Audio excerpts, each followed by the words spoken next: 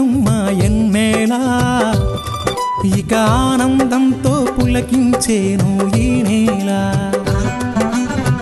అడవి పూలు పూసాయమ్మా ఎన్నేలా ఇక ఆనందంతో పులకించేను ఈ నేల మురిసింది మారెడాకు మెరిసింది మావిడాకు పొంగింది సిన్నవాగు ఇయ్యాల జరుగులద్దింది జిల్లెడాకు తడిసింది తమలపాకు కొండగాలి అడవిని పెయ్యాల అడవి పూలు పూసాయమ్మా ఎన్నెలా ఇక ఆనందంతో పులకించేను ఈ నేల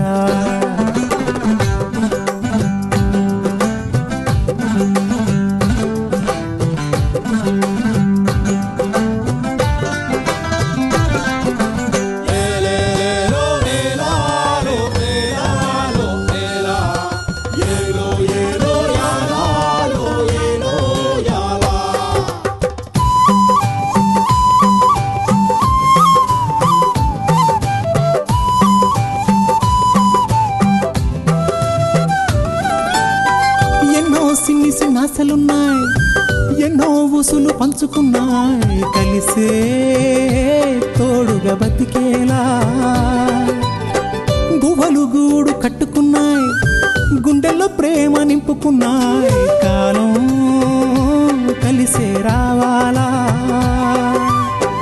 ఈ అడవే మా ఊరు కారడవే కన్నూరు ఈ చెట్టు సేమలు మాకు చుట్టాలే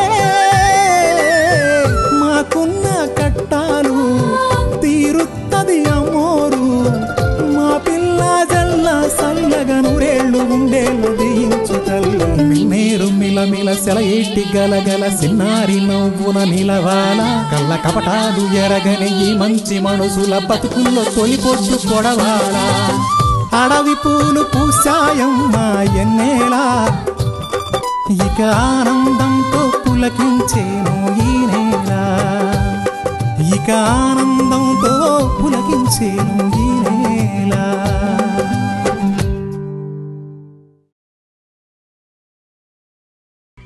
మా అందరికీ నువ్వు కొండంత అండగా ఉండి ఈ గూడాన్ని చల్లగా చూస్తున్నావు. అన్నిటికన్నా ముందు నా కిట్టబాబు కమ్ముకున్న మాయం తొలగించి మంచివాడిగా మార్చావు. కిట్టబాబులో ఏ మంచితనం అయితే చూసి నేను ఇట్టపడ్డానో, ఈ గూడలో అందరూ తనని ఎందుకు అభిమానించారో అదే మంచితనం మళ్ళీ నాకు ఇన్నాళ్ళకు కనిపించింది. ఆ ముత్యాలమ్మ తల్లి ఆ పల్లవికి అన్ని శుభాలే తేవాలి. ఆ అమ్మ తల్లి ఆమెకు శుభాలు తేవడం కాదమ్మా, నీలు జీవితాన్ని బాగు చేయడానికి నా చెల్లి నిత్యం కొలుచుకునే ఆ తల్లే అలా పల్లవి రూపంలో వచ్చిందని నా అనుమానం. మా అయ్య తోడ పుట్టిందే కదా మీ అమ్మ సత్తమ్మ.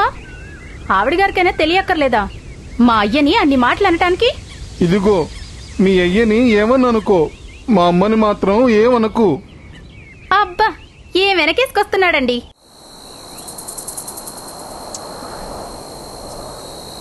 వదిలిపెట్టవా? నువ్వు పెడుతుందా? బాగా. బుద్ధొచ్చిందా? బాగా. ఇంకెప్పుడైనా పెద్దవాళ్ళని తక్కువ చేసి మాట్లాడితే నేలకి కోసేయగలను. బాగా. అది సంగతి, అర్థమైందా? బాగా. నేనేమైనా తక్కువైన అనుకుంటున్నావా? బాగా. ఏంటి? ఏమీ లేదు, అలవాటైపోయింది. కమలి, చిన్నప్పటి నుంచి నువ్వేం మారలేదు, అదే అల్లరి. నువ్వు మాత్రం మారావా? చిన్నప్పుడు ఆటల్లో ఎలా కొట్టేవాడివో అదే బండితనం. నువ్వు ఏం మారలేదు.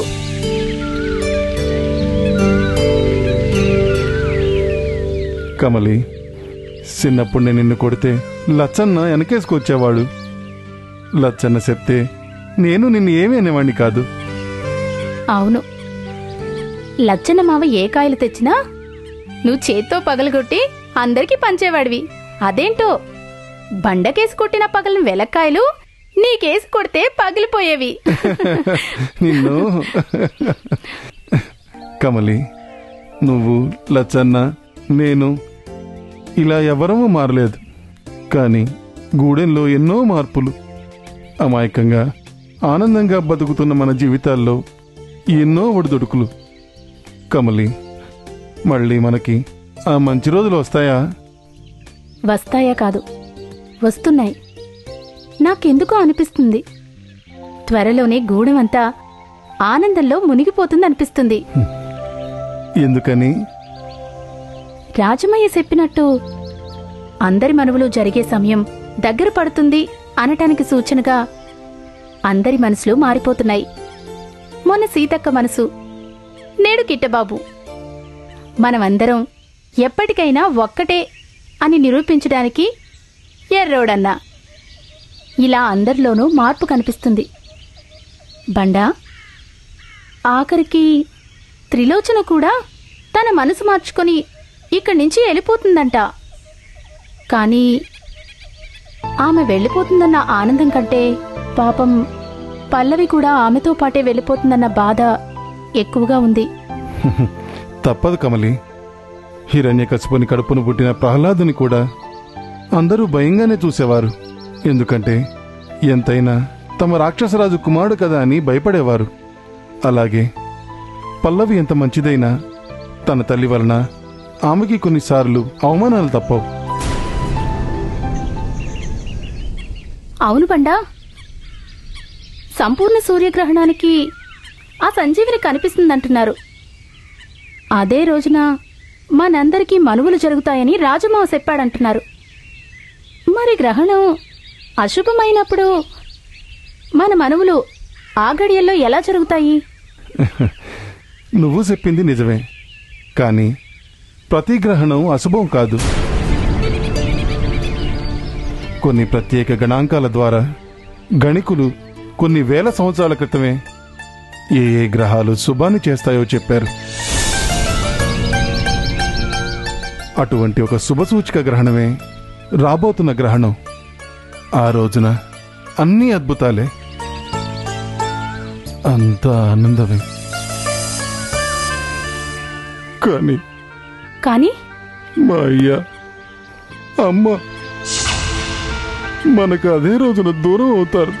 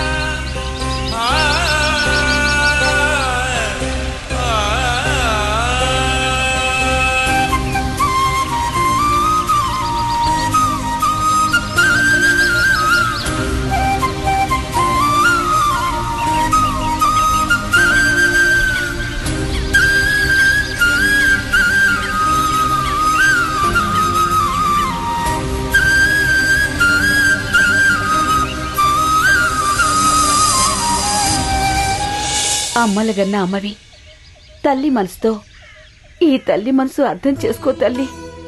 కన్న కొడుకు పెంచిన కొడుకు అన్న జాస నాకు ఏ కోసానా లేదు. ఎవరి బిడ్డైనా తల్లికి తన బిడ్డ కిందే లెక్క కదమ్మా. అందుకే నా బిడ్డల్ని సల్లగా చూడు. గూడెల్లో అందరూ బావుండాలమ్మా. త్వరలోనే పిల్లల మనువు చేద్దాం. నీ అభయం కావాలమ్మా.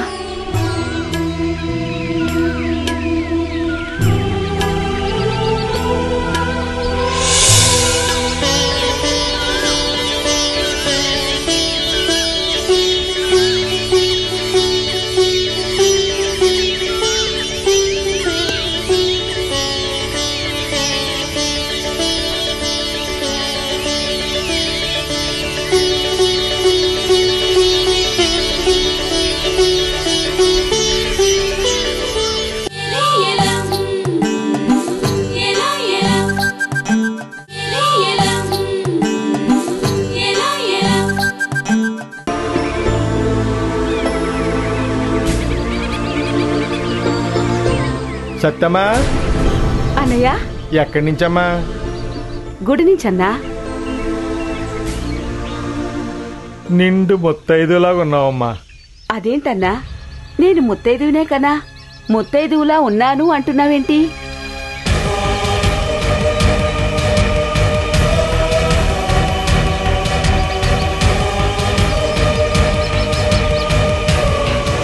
జరిగేది జరగక మానదు. ఆగేది ఆక్క మానదు. ఒకవేళ నా అంచనా తప్పై నేను మరి కొంతకాలం బతికినా నీ దగ్గర మాత్రం ఉండను. నీకు కనిపించను.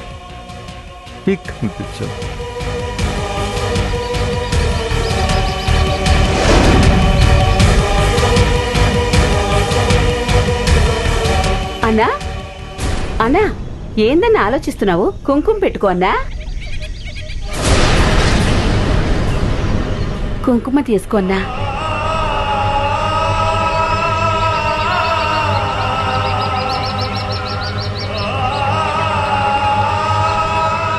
అమ్మని ఏం కోరుకున్నావు తల్లి? నా బిడ్డలు చల్లగా ఉండాలని, ఈ గూడెం ప్రజలు సంతోషంగా ఉండాలని కోరుకున్నానన్నా. అంతేనా? నీ పసుపు కుంకాల గురించి ఏం కోరుకోలేదమ్మా? అంటే అదేనమ్మా, నీ పెనివిటి రాజంబాబు గురించి ఏం కోరుకోలేదా? అదా, ఆయన గురించి నేను వేరే కోరుకోవాలా? ఆయన్ని చల్లగా చూసే ఆ తల్లికి మళ్ళీ మళ్ళీ ఆయన విషయం గుర్తు చెయ్యాలా? గుర్తు చేయాలమ్మా, గుర్తు చేయాలి. ఎందుకంటే కాలం కలిసి రానప్పుడు తాడే పామై కాటేసినట్లు ఏదైనా ఆపదొచ్చినప్పుడు దైవానికి మనం గుర్తు చేయాలి తల్లి. అందుకే ప్రతిరోజు ప్రతి క్షణం ఆ దేవతకు మనం అన్నీ గుర్తు చేయాలి. అయ్యో అన్నా, నీ పిచ్చిగాని అందర్నీ కంటికి రెప్పలా చూసే ఆ జగజ్జన్నికి ప్రతి వారి గురించి ప్రత్యేకంగా చెప్పాలంటావా? మరి అలాంటప్పుడు నీ బిడ్డల క్షేమంగా ఉండాలని, గూడూలో అందరూ సంతోషంగా ఉండాలని ఎందుకు కోరుకున్నావు? గూడెల్లో అందరూ అంటే నువ్వు, నేను, మీ బావ రాజమయ్య అందరూ రారా? వస్తావమ్మా, కానీ పతి క్షేమం కోసం సతి చేసే పూజలు ఎంతో ఉపయోగపడతాయని అంటారు. అందుకే బావ పేరున ప్రతిరోజు నువ్వు పూజ చెయ్యి. ఆయనకి ఏ అపాయం రాకుండా కాపాడమను. అన్నా, ఓ మాట చెప్పనా? కొందరు దుఃఖాన్ని జయిస్తే కొందరు కోరికల్ని జయిస్తారు, మరికొందరు సుఖాల్ని జయిస్తారు. కాని నా పెనివిటి దేన్నైనా జయించగలడు. ఆఖరికి ఆ మృత్యువునైనా జయిస్తాడు. అమ్మా, అంత మాట అనుకో. అసలు నీ నోటి నుంచి ఆ మాట రానీకు తల్లి. అదేంటన్నా, ఎప్పుడూ లేంది నీలో అంత బాధేంటి? అసలేం జరిగింది? నిన్ను చూస్తే నాకేదో అనుమానం కలుగుతుంది. ఎన్నడూ లేని భయం వేస్తుంది. చెప్పన్నా, చెప్పు. ఎవరికైనా ఏదైనా చెడు జరగబోతుందా? లేక ఎవరికైనా ఏమైనా జరిగిందా? చెప్పన్నా, చెప్పు. సత్తమ్మా, ప్రస్తుతం నన్నేం అడక్కు. ఏ విషయం నాకు సరిగ్గా తెలీదు. అలాగని మనకు చూసాయిగా తెలిసింది కూడా అబద్ధం అనుకోవడానికి లేదు. నిజానికి సత్యానికి చాలా తేడా ఉందమ్మా.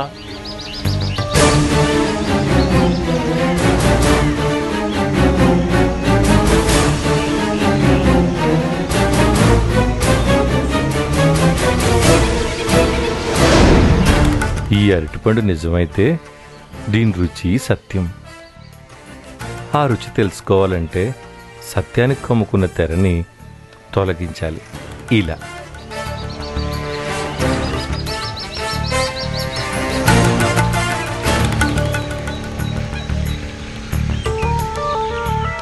ఇప్పుడు మన కళ్ళ ముందున్నది నిజం.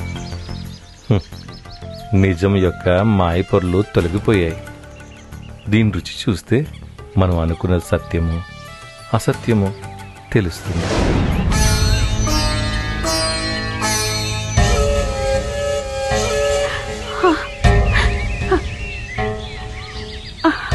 అన్నా, ఇప్పుడు నాకన్నీ కొద్ది కొద్దిగా అర్థం అవుతున్నాయి. అంటే నా ఇంట్లోనే ఏదో జరగబోతోంది.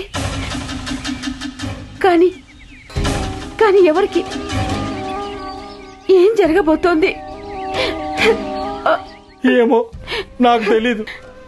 తెలుసు, నీకు తెలుసని నాకు తెలుసు. చెప్పన్నా, చెప్పు, ఏం జరిగింది?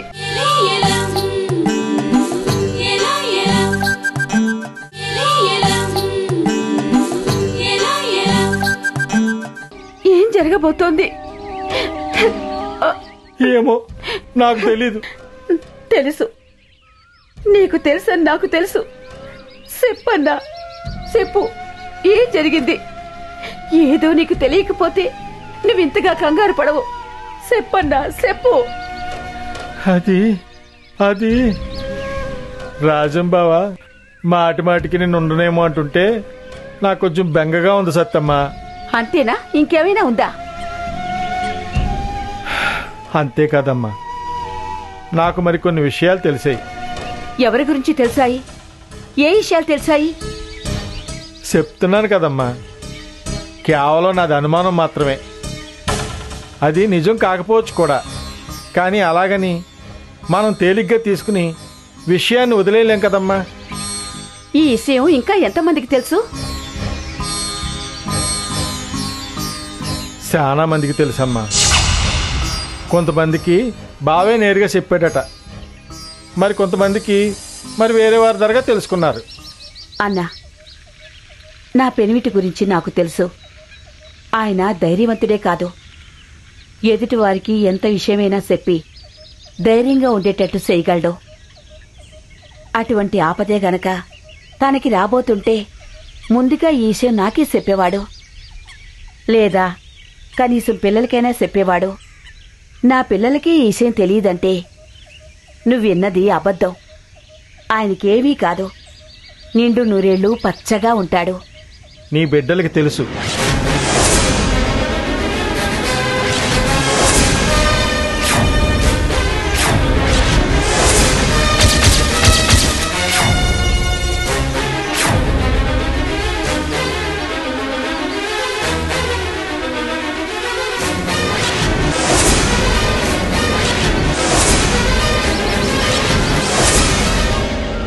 అబద్ధం. తన తండ్రికి ఏదో ఆపద రాబోతుందంటే దాన్ని ఎదుర్కోవడానికి నా పిల్లలు కొదమ సింహాల్లాగా ఎదురు నిలుస్తారు. అలాంటి వారు ఉండగా ఆయనకేవీ కాదు. మరి లచ్చన్నకి ఈ విషయం తెలీదమ్మా. అన్నా? అవునమ్మా, లచ్చన్నకి ఈ విషయం తెలీదు. అయితే బండకి కొద్దిగా తెలుసు. అన్నా,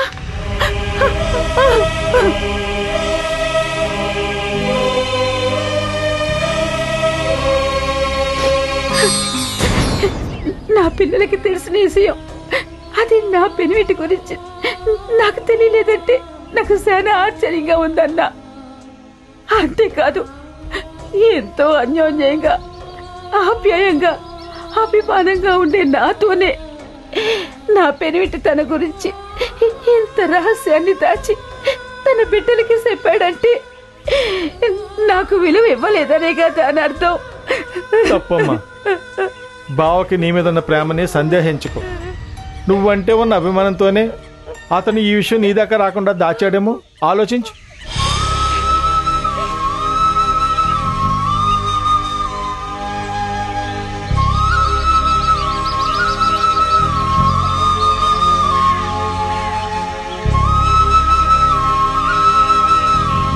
ఆగమ్మా, ఎక్కడికి? ఆయన గారి దగ్గరికి వెళ్తున్నానన్నా. వెళ్ళి ఇది నిజమో కాదో తెలుసుకుంటాను. తెలుసుకుని ఏం చేస్తావు? నిజమైతే కుంగిపోతావు, ఏమీ చేయలేని నిస్సహాయ స్థితిలో కుమిలిపోతావు. నేను రాజమయ్య భార్యని అయిన దానికి కాని దానికి అలా బేలగా మారిపోను. నా అనుకున్న వాళ్ళకి ఏ హాని జరగనివ్వను. అవసరమైతే ఆ దైవాన్నన్నా ఎదిరిస్తాను. అంత మాట అనకమ్మా. ఇప్పుడు మనకున్న అండ ఆ దైవమే. దైవాన్ని ఎదిరించి పరిస్థితిని మరింత జటలం చేసుకోకు. అయినా ఇంతకాలం ఈ విషయం నీకు చెప్పకుండా దాసింది ఇందుకే, నువ్వు ఇలాగే ఆవేశపడతావని. ఆవేశం అన్ని విధాల అనర్థం తల్లి. నా మాట విను. అది కాదన్నా, నా పెనిమిటి ప్రాణానికి ముప్పుందని మాత్రమే మనకు తెలుసు. కానీ ఆ ముప్పు ఏ రకంగా వస్తుందని తెలుసుకుంటే మనం దాన్ని అరికట్టచ్చు కదా. నిజమేనమ్మా, కానీ అది అరికట్టగలిగేది అయితే రాజంబావ మన వరకు రానిస్తాడా? త్రిలోక జ్ఞానం ఉన్నవాడు, తనే బాధపడుతున్నాడు తప్ప ఎవ్వరికీ తెలియనివ్వటం లేదు. ఇప్పుడు నాకు అనిపిస్తుంది, బహుశా బావకు రాబోయే ప్రమాదం అంత ప్రమాదం కాదేమో అని. అలా ఊరుకోమంటావా అన్నా? ప్రస్తుతానికి ఊరుకుంటేనే మంచిదనిపిస్తుందమ్మా. అయినా నెమ్మదిగా నేను అసలు విషయం తెలుసుకుంటాను. అంతవరకు ఈ విషయం నీకు తెలిసినట్టుగా బావ దగ్గర తేలకు. తెలిసిందా? అలాగే అన్నా. ఆయన గారు చెప్పేంత వరకు నేను అడగను. సరేనా? నేను ఇంటికి వెళ్తున్నాను. అలాగే అమ్మా, జాగ్రత్త.